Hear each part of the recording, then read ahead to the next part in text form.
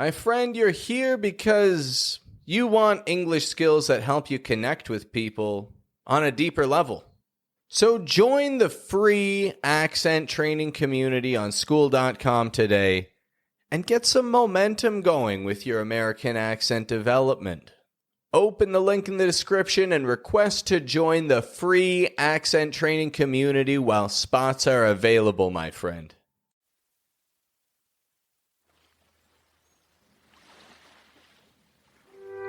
Welcome, ladies and gentlemen, to the Accent Training Podcast. My name is Pat. I'm your personal American accent coach.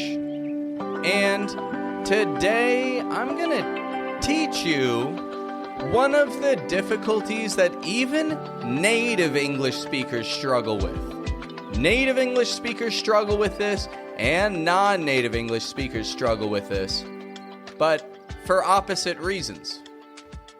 These are the words there, and there. There, and there. Now, to your ears, it sounds like I'm saying the same word 3 times. However, that is not the case, my friend. I'm pronouncing 3 different words. But because they all sound the same, Americans struggle spelling this word. Even educated Americans mix these up in the spelling. I'll be honest, and it is embarrassing to admit, but even I mix up the spelling of these sometimes.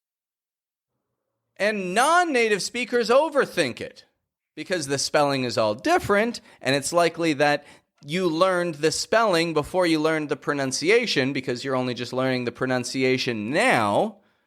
And so people will overthink it and kind of overcompensate their sound. So listen closely if you're somebody who's trying to develop the American muscle memory to pronounce these words, there, and there, clearly. So how do we pronounce this? Well, the TH in the beginning is tricky, but not impossible.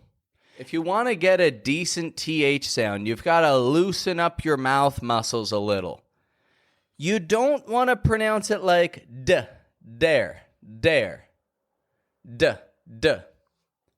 Instead, we need to let your voice flow between your tongue and your upper teeth.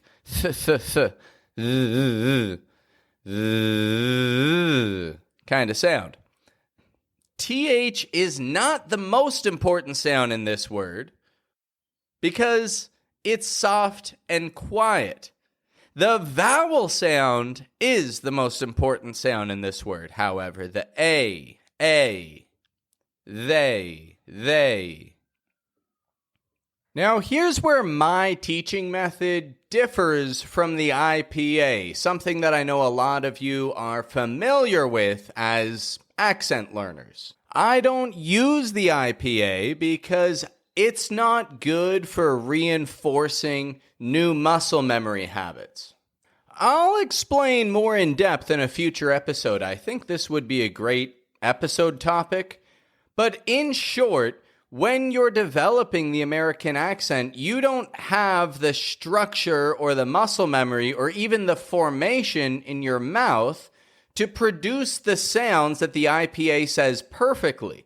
You need to train that position. You need to train that muscle memory before you can do it. And people who just look at the IPA and they say, okay, I'm going to pronounce this exactly the way that the IPA says, are kind of like just pretending that they're pronouncing it. They're just guessing whether or not that they get it right, but they don't actually have the muscle formation to do it properly. So why would we start there? No. Instead, we need to develop the muscle movements to produce that sound most effectively. Once you can produce that sound most effectively in an exaggerated way, then your muscles have a chance at making the correct formation to produce a clear American English sound. So with the word there, we need to exaggerate the movement. And instead of doing what the IPA says and just going there, because that's what the IPA sounds like, according to, like, that's what it says you're supposed to do, is say there, there. Well, if you didn't grow up speaking like that, then you need to adjust to those movements. So repeat after me the sounds eh, ye, eh, they.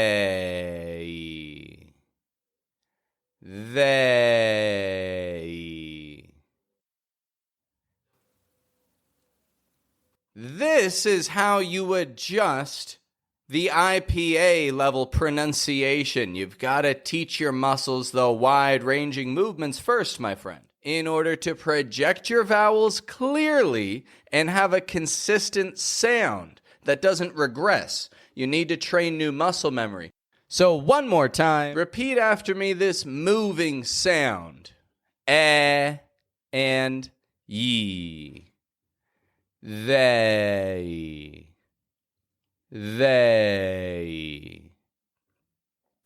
Then we just pull your tongue back into the R.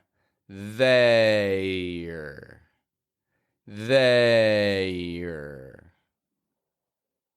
So now you know how to move the sound. Let's put it into these three uses with a few common phrases. First off, let's talk about there, as in a location there. T-H-E-R-E. Repeat after me. Do you know how to get there? How far is it from there?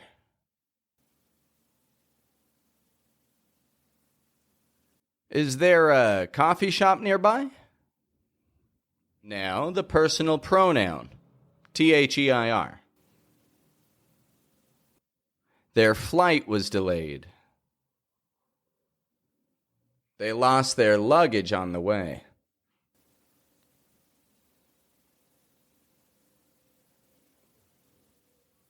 Are those their seats? They are. Contracted to sound like there. They're making the final call.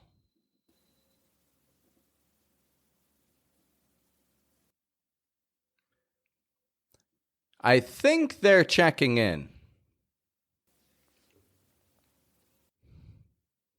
They're letting everyone through now.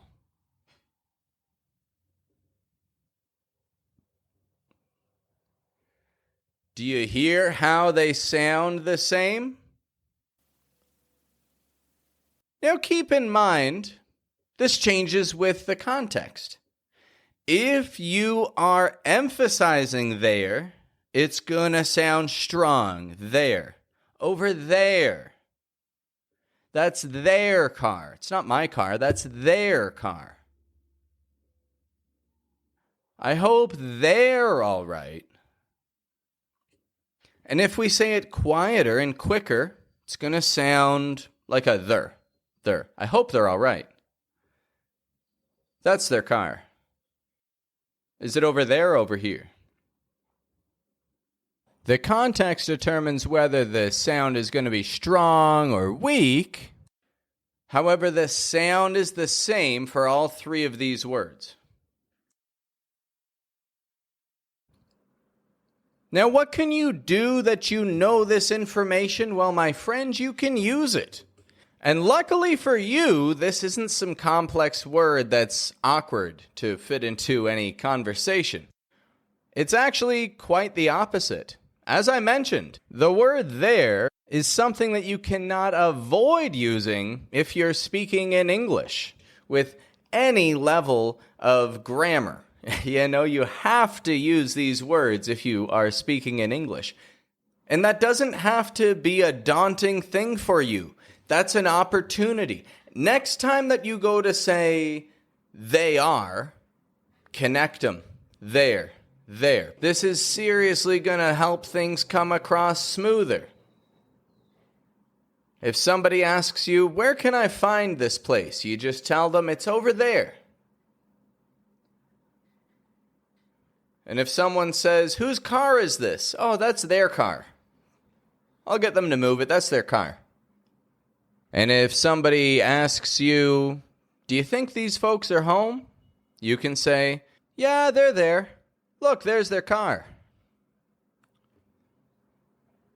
Simple as that.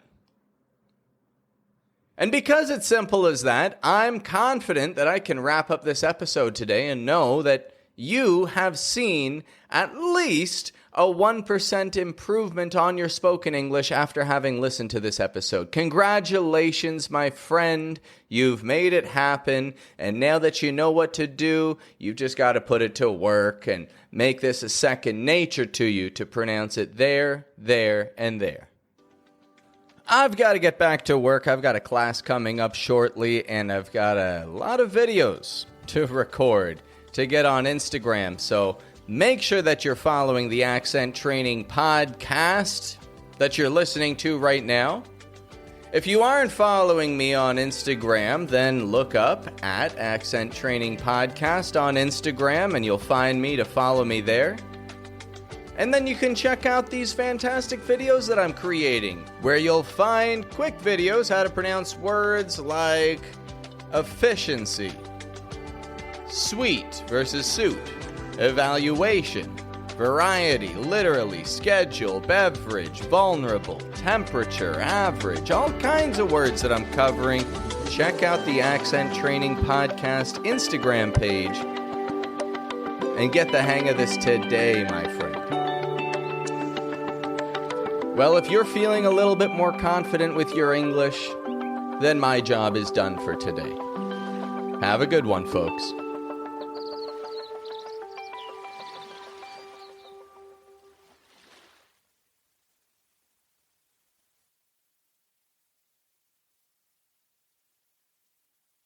I'm opening my doors of enrollment for the month of May. I've got 5 accent training spots available for 5 accent learners who want to see predictable progress learning to communicate in English with the same habits, the same patterns, and the same sounds that Americans use naturally. I've got limited space available this month, my friend. So apply right now through the link in the description if it's important for you to learn to speak English in the way that Americans listen for.